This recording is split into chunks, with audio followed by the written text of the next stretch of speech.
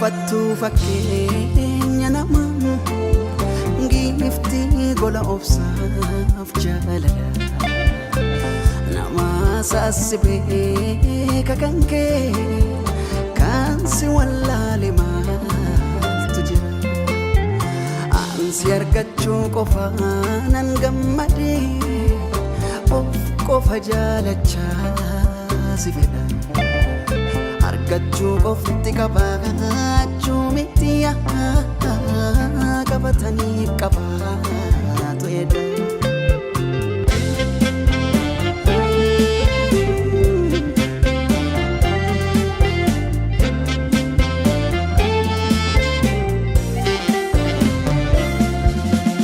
jaalalaaf dura koo gajjette beeka akka wallaalatitti otuu anaaf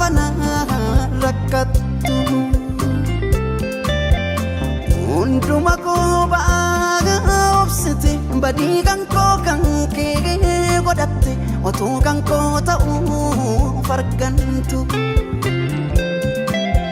maalinni koo kun gochi koo badiirra caale kunii akkan deebinetan si argee bu'aan harkaa dhabee gaabbuun edaa gaabbii falafitten gaabbee edaa qaatan barfadhee edaa dabbii toof na barsiise edaa ofirraan fadhee edaa si miidhuu kiyyan na miidhee edaa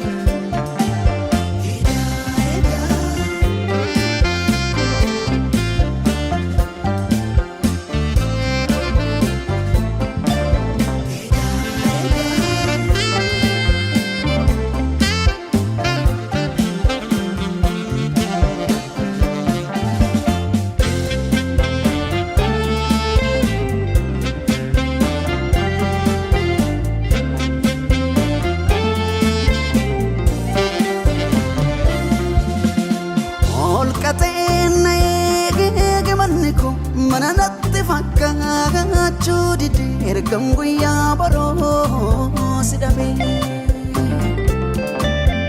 garjabeenya dhugaa gantee qabduun garjabeenya kan koo hubadhe ofitti araaramuu dadhabee eenyuun komadha harkuma koo ofumaan of harkaa si baasee si beeka si kunuunfatee mana isaa nagaa badhaase edaa gaabbiin koo silaa kaleessa edaa gaaf na kadhattu edaa tarra dangaa namaati edaa mana koo jirtu edaan sin beeku sin na beeke edaa guutte na bira edaa guyyaa waan hedduu dhabaata edaa